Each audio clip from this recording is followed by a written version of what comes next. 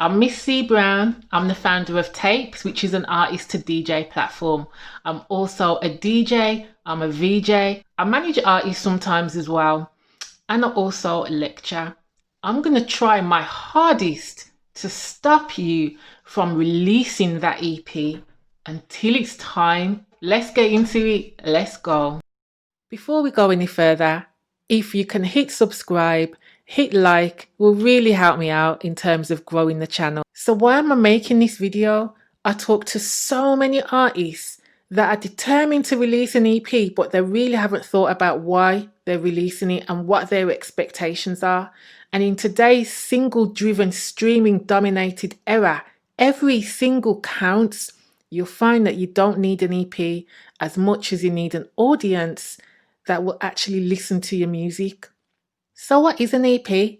Stands for extended play, more tracks than a single, but not an album. In vinyl days, singles had different versions: instrumental, a cappella, radio version, extended version. An EP might have anything from 3 to 8 tracks, nowadays even more. It can be used as a promotional tool in prep for an album, can be used to showcase a body of work and show off your skills, and also as a promotional tool when shopping for a deal with a label. You might have other reasons for wanting to create one. What is yours? Let me know in the comments. So when should you release one? So to answer this, you gotta decide what you want from your EP. Is it for people to listen to it and grow fan base and streams? Is it just to have an EP because it sounds kind of cool? To shop for a deal with a label? Shop around for gigs? Probably not a great time for that right now. If you want people to listen to it and for it to move your metrics, you need to make sure you have an audience that cares enough to stream or buy it. How big is your audience? If your streams are less than around 100k per released song, your audience probably isn't big enough yet. If engagement with your music is low, what is the reason for that? Could you be doing more to boost your audience? Probably. If you want it because it sounds cool, that's okay. If that's what you want, then you go for yours. But for the time and money that you're going to invest into creating your EP, for it to sit and gather dust on streaming platforms, is it worth it? To shop for a deal? Okay, so is a demo better? Would it be more useful to have, say, 4 or 5 songs that are unreleased and shop them as a demo? Reality is, you still need to prove your worth, and if you can't do that yet, a demo can be pointless. Maybe a collection of songs with all the engagement and activity on them would be a better demo. Same with gigs. You need to prove your worth, and a pack that you can send to promoters that has all the insights for your tracks is a much bigger bet.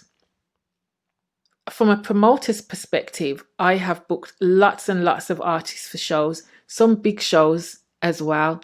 I'm more interested in what their stats are, what their activity is like online, who's their audience, how big is their audience, where is their audience from.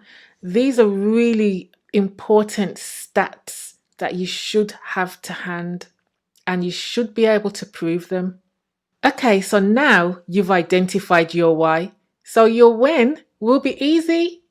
Go ahead and set you some goals. If you're still determined to release it and you're in category A, I would strongly advise you to do the following. 1.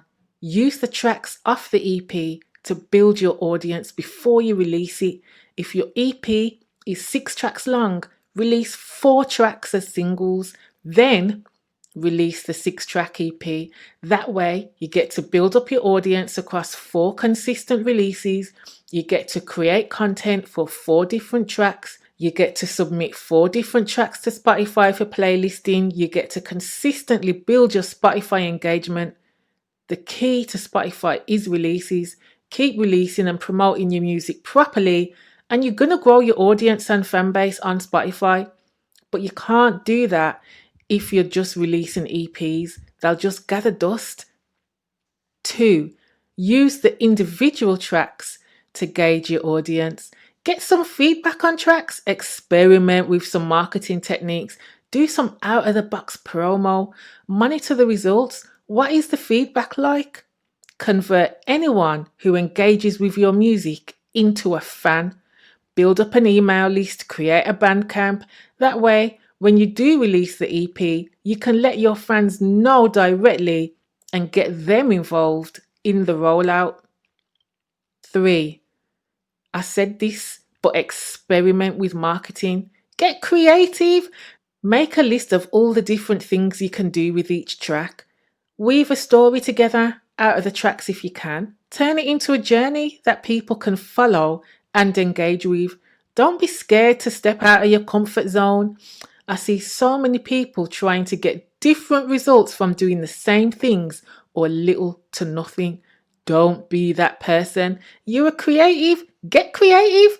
Have a brainstorming party on Zoom or hold a meeting. Just crush out some ideas. If you need a little inspiration, check out our 28-day marketing release plan. It's customizable and it's got some pre-filled activities for you to try. Check out the ebook titled Are You Release Ready? It will really help you evaluate exactly where you are and where you need to be to get ready for your release. And if you like this video, please like. Subscribe to get continual updates and help me grow the channel. And let me know in the comments, are you releasing your EP soon? What is your plan? What's your motive? What's your agenda? What do you hope to get out of it? What have you got out of it if you did? Let me know.